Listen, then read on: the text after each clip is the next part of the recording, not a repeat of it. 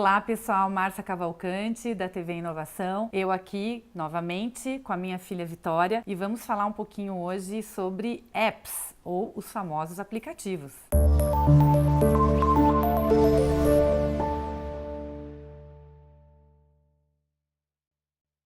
Bem, como vocês sabem, o mundo hoje não acorda, não dorme, não vive sem os nossos vícios que estão ali dentro dos nossos aplicativos, aqueles que a gente mais usa, que a gente mais gosta e já não consegue mais viver sem eles. E aí, esses dias eu fiquei me questionando, quais serão os aplicativos que a minha filha Vitória gosta mais? E aí, Vi, o que você usa? O que você faz com esses aplicativos? Conta aí pra gente um pouquinho. Eu uso bastante YouTube, Netflix, que é pra assistir vídeos, né? Netflix é pra assistir séries e filmes, e YouTube pra vídeos em geral. O iMovie e o Canva, que são aplicativos bem interessantes que eu uso bastante na escola. O iMovie é pra fazer vídeos, pra elaborar vídeos, e o Canva é pra elaborar posters e essas coisas. Pra música eu gosto bastante do Spotify, do Genius e do Shazam. O Shazam serve pra você descobrir músicas. Tipo, na rádio, você não sabe alguma música que tá tocando. Você só pega o seu celular, aperta o Shazam e ele descobre a música que tá tocando e você depois descobre a música. Spotify serve pra você ouvir música. Você pode criar sua própria playlist. E o Genius é pra ver as letras das músicas. Você pode baixar a letra pra você escutar no carro, pra você ver no avião e essas coisas. Também tem o YouBook, que é pra você, ao invés de ler o livro, você pode escutar o livro. E eu acho isso bem interessante, porque eu não gosto de ler. Você não gosta de ler? Ai, que vergonha! Eu posso ler isso?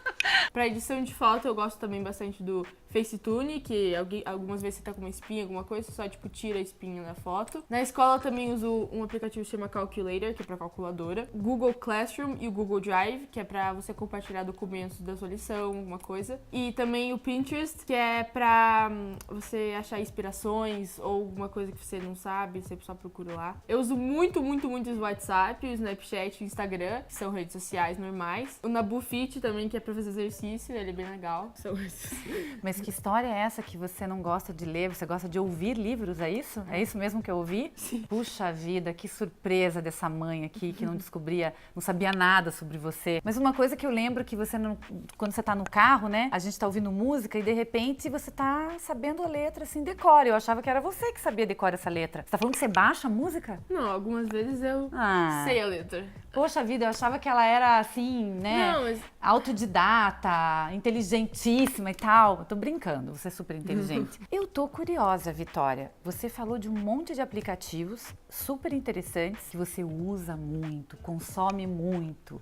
Mas quais desses aplicativos você efetivamente usa para produzir alguma coisa sua, de sua autoria? Como eu já havia dito, eu uso bastante para produzir o iMovie e o Canva. O iMovie eu faço vários projetos, tipo, eu tenho que fazer um vídeo, alguma coisa, eu sempre uso o iMovie para editar os vídeos. E o Canva, que é para fazer os posters lá que eu já havia dito. É bem interessante, né? A gente tem aí uma série de aplicativos disponíveis, mas nem sempre a gente está usando todo o potencial para as atividades que a gente faz no dia a dia, que a gente precisa no dia a dia, né? Bom, eu tenho alguns aplicativos. Você quer saber quais que eu gosto mais? Não? Não. Então tá bom, não vou falar. Melhor não falar porque é muito boring, né? Muito chato, né? Não vou falar. Mas de qualquer maneira, é interessante a gente ver essa mudança de comportamento digital, inclusive dos pais, né? Nós estamos cada vez mais usando aplicativos que os filhos também usam, também para entender, acompanhar, estar conectado e ao mesmo tempo para a gente estar usando isso para o nosso trabalho, né? Hoje, por exemplo, nos projetos que eu desenvolvo, é difícil eu imaginar que eu vou desenvolver alguma coisa, eu vou me comunicar com os meus clientes sem ter, por exemplo, o WhatsApp disponível, Facebook e outros processos e outras ferramentas de negócio que eu uso muito, né? Como, por exemplo,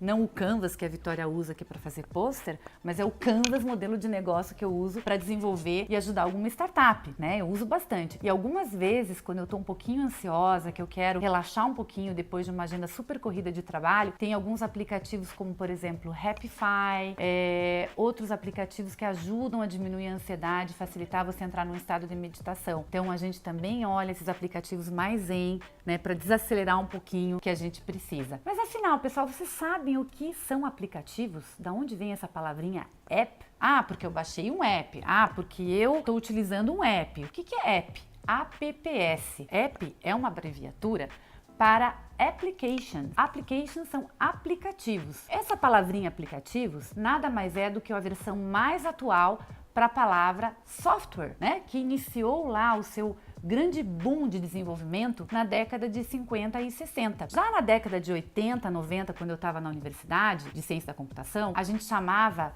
os aplicativos de software como sistemas, plataformas. Hoje a gente até abreviou e diminuiu a complexidade da palavra, né? Muitas vezes o app ele é confundido por ser apenas um software que é exclusivamente utilizado no celular. Mas isso é um erro, porque na verdade os aplicativos eles podem rodar na internet, na web, nos desktops e inclusive não é necessário que esses aplicativos estejam 100% conectados na internet. A gente pode utilizar aplicativos que também são usados offline. O que é interessante é a gente ver que aplicativos têm nomes diferentes para funções muito próximas. Por quê? Porque aquilo que a gente chama de app, vulgarmente falando, aqueles que são mais simples, que rodam mais fácil nas plataformas móveis, eles têm funcionalidades mais enxutas. Então, por exemplo, se eu uso um editor de fotos, né, um Instafoto, um PixArt, né, essas plataformas do Adobe, por exemplo, eu tenho a versão que roda no aplicativo móvel e eu tenho uma versão que vai rodar no desktop. Qual que é a diferença? Eu tenho mais possibilidades de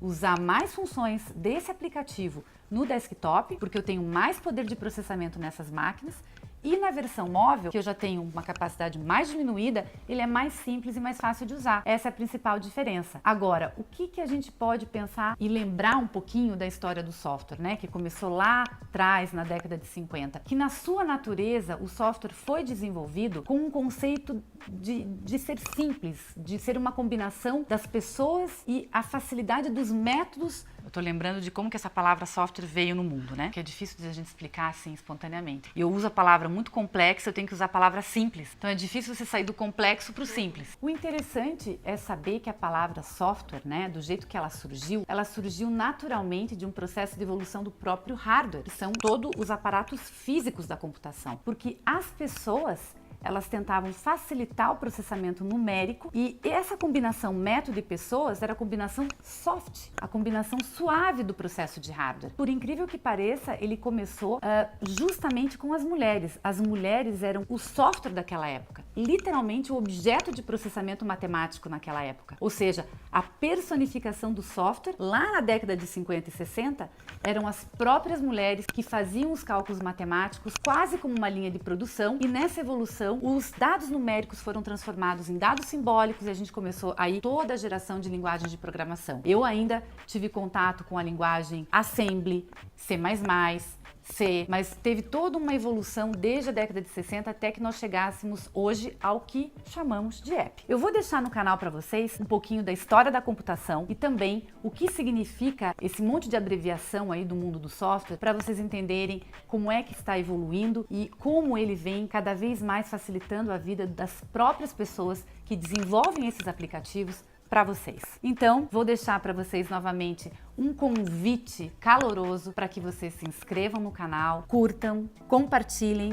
Comentem também. comentem e um abraço. A gente se vê no canal.